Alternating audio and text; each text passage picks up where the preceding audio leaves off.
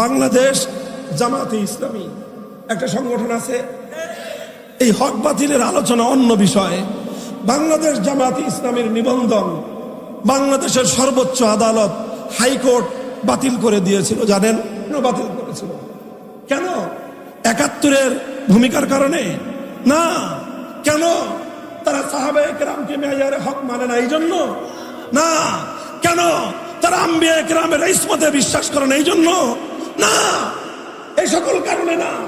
তাদের নিবন্ধন বাতিল করা হয়েছিল শুধুমাত্র এই কারণে, কারণ তাদের গঠনতন্ত্র এবং দলীয় সংবিধানে এক আল্লাহর সার্বভৌমত্বের কথা বলা হয়েছে।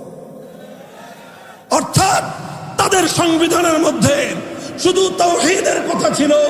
এজন্য নির্বাচন কমিশন নয়, স্বয়ং সর্বোচ্চ আদালত হাইকোর্ট বলল বাংলাদেশ শিরকের রাষ্ট্র, এদেশে তাওহীদ চলবে না। মুসলমান, তোমরা নাকে তেল দিয়ে ঘুমাও, তোমরা নাকে তেল দিয়ে ঘুমাও। এই ভূখণ্ড যেখানে হাজী শরীয়তুল্লাহ ফরায়েজি আন্দোলনের জন্য রক্ত দিয়েছিলেন, মুসলমানদের মধ্যে ফরজ বিধান যেন রক্ষা পায় এই জন্য তারা জিহাদ করেছিলেন। আর ফরজ বিধান তো দূরের কথা, এখন বাংলাদেশে একত্ববাদ বিশ্বাস করা যাবে না যদি এই সংবিধান মানা হয়। কোন জায়গায় আছি আমরা? বলবেন হুজুর তাহলে আপনার বক্তব্য কি? আমার বক্তব্য শেষ। আমি এই জায়গাটায় সকলের দৃষ্টি আকর্ষণ করে উলামায়ে কেরামের পক্ষ থেকে প্রতিনিধি হিসেবে একটা কথা বলতে চাই। আমার মুরব্বী সমতুল্য আল্লামা নুরুল হক সাহেব হুজুর সহ মুরব্বীরা এখানে আছেন। আমার কথা যদি ভুল হয় আপনারা সকলের সামনে শুধরে দিবেন। আমার কথার সাথে যদি আপনাদের দ্বিমত থাকে আপনারা বলে দিবেন। আর যদি কিছু না বলেন ধরে নিব যে এটাই বাংলাদেশের আলেম সমাজের বক্তব্য। পরিষ্কার? আমি বলতে চাই এখন বাংলাদেশের সবচেয়ে আলোচিত বিষয় হলো সংবিধান সংস্কার। সংবিধান সংস্কারের জন্য আমাদের আলেম ওলামাদের মধ্যে কাউকে কাউকে তারা পরামর্শের জন্য ডেকেছেন। হয়তো আমাদের সুযোগ আসবে কথা বলার, টেবিলে আমরা কিছু বলবো, কিছু গবেষণাপত্র দাখিল করব, অনেক লম্বা লম্বা বক্তব্য সহ সংবিধান সংস্কারের অনেক প্রস্তাব দিব। সেগুলো সব আপন জায়গায় ঠিক আছে, কিন্তু একটা কথা শুধু টেবিলে বদ্ধ ঘরে বলবো না, বাংলার আকাশ বাতাস প্রকম্পিত করে একটা কথা বলতে চাই।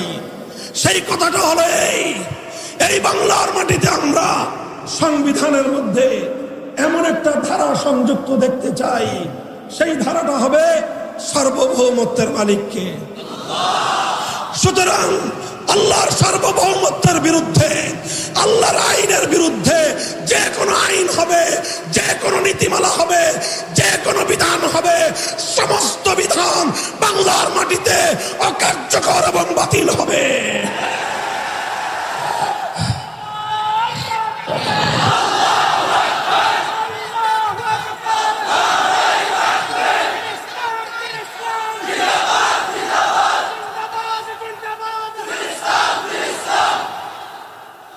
কাজেই এটা আমাদের আবদার নয়, এটা আমাদের আবদার নয়, এটা আমাদের হৃদয়ের রক্ত দিয়ে লেখা দাবি। আমরা বলতে চাই ৫ই আগস্টের বিপ্লবের পর বাংলাদেশ আজ এই দাবি উত্থাপন করার জন্য উপযুক্ত পটভূমি তৈরি হয়েছে।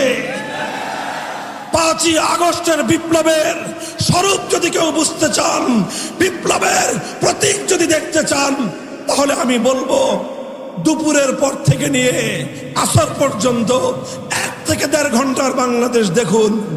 ৫ই আগস্ট ২০২৪ সালের দুপুর ২টো থেকে ৩টা-৪টা পর্যন্ত ২ ঘন্টার বাংলার টেকনাফ থেকে তেতুলিয়া দেখুন।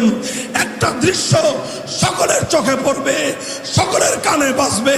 সেটা হলো ১৪-১৫ বছরে গোটা বাংলাদেশে শিরকের যত প্রতীক মূর্তি তৈরি করা হয়েছিল, বাংলার শাহজালালের সন্তানেরা, বাংলার বীর তৌহিদি জনতা ২ ঘন্টার মধ্যে সমস্ত মূর্তি ভেঙে বঙ্গোপসাগরে ভাসিয়ে দিয়েছে।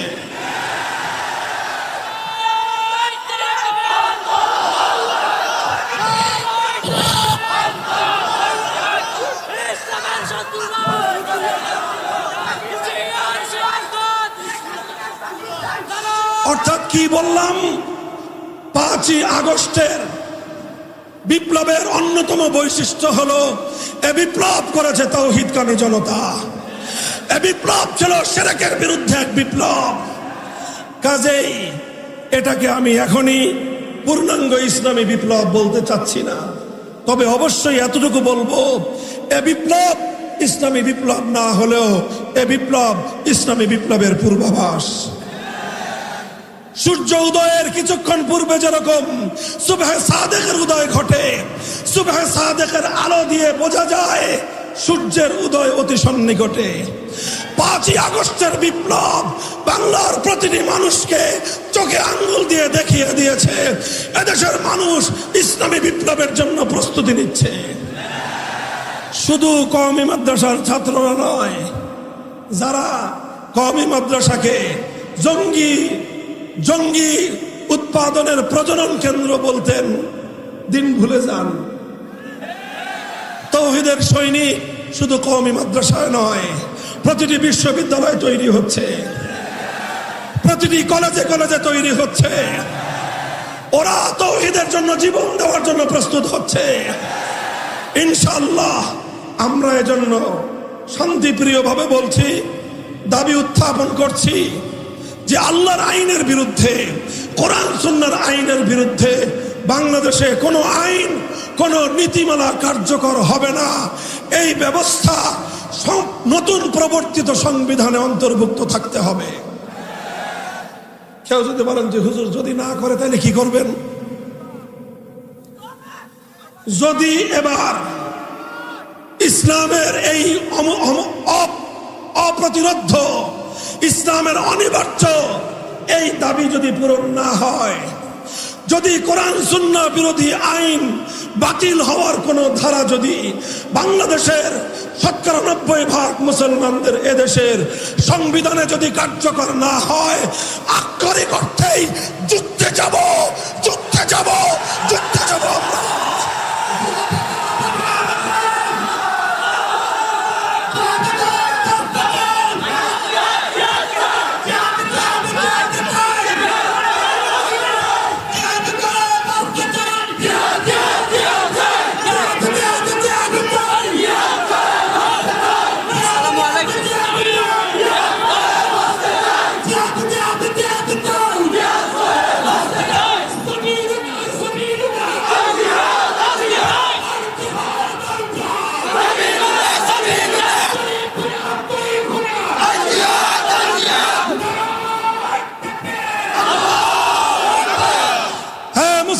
প্রস্তুতি নাও। শহীদ আবু সাঈদ যেভাবে ফ্যাসিবাদকে বিতাড়িত করবার জন্য জালেমের বুলেটের সামনে বুকটা টান করে দিয়েছিল, বাংলার মাটিতে আরো আবু সাঈদ আছে না নাই? মনে রাখবে, আবু সাঈদ জীবন দিয়েছে, মরে যায় নাই। আবু সাঈদের প্রাণ প্রদীপ নিভে গিয়েছে, আবু সাঈদ মরে নাই। আবু সাঈদ জীবন দিয়ে অমর হয়ে থেকেছে। যদি এক ফ্যাসিবাদকে বিতাড়িত করবার জন্য ২০০০ মানুষের রক্ত দিতে পারে, ২০০০ মানুষের যদি জীবন যেতে পারে এক জালিমের পতনের জন্য, তাহলে আল্লাহর কোরআনের রাজ কায়েম করার জন্য, ইসলামী চূড়ান্ত বিপ্লবের জন্য ২০০০ নয়, ২ লক্ষ নয়, যদি ২ কোটি মানুষের জীবনের প্রয়োজন হয়, শহীদি ঈদগাহে জমায়েত হতে কারা প্রস্তুত থাকবে?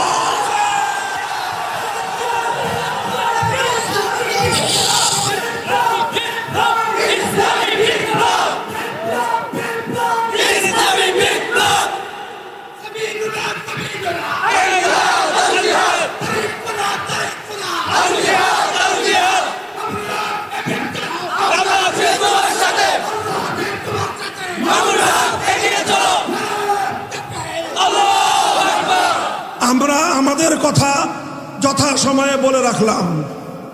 কাজেই কেউ যেন এই অজুহাত তুলতে না পারে যে হুজুর আপনারা এত গরম হয়ে গেলেন, আগে তো কিছুই বললেন না।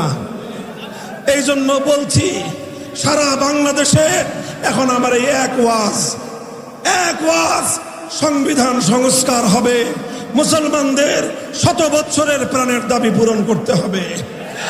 যদি পূরণ করতে এই রাষ্ট্র ব্যর্থ হয়, এই রাষ্ট্রের ব্যাপারে আমরা সিদ্ধান্ত নেব যে এই রাষ্ট্র নাবালক রাষ্ট্র। এই রাষ্ট্রকে কেমনে মুসলমানি করতে হয়, সেই মুসলমানি করার হাজম আমরা হয়ে যাব। মুসলমানি করায় 90% মুসলমানের এই দেশটাকে, এই রাষ্ট্রকে মুসলমানদের রাষ্ট্র হিসেবে গঠন করতে হবে। প্রস্তুতি নাও, প্রস্তুতি শুরু করো। কলেজ, ইউনিভার্সিটি, সকল স্তরের ছাত্র জনতা হাতে হাত রাখো। ইসলামী জনতা ঐক্যবদ্ধ হও। বাংলার মাটির অনিবার্য বিপ্লব হবে ইসলামী বিপ্লব। আগামীর বাংলাদেশ হবে ইসলামের বাংলাদেশ। শাসনতন্ত্র হবে ইসলামের শাসনতন্ত্র। সংবিধান হবে আল কোরআনের সংবিধান। রাজনীতি হবে খেলাফতের রাজনীতি ইনশাআল্লাহ। আল্লাহ পাক কবুল করেন, তৌফিক দান করেন। যা বললাম যেন মুখের কথাই শুধু না হয়, হৃদয়ের আওয়াজ যেন হয়, সেই দোয়া চাই। ওয়া আখিরু দাওয়ানা আলহামদুলিল্লাহি রাব্বিল আলামিন।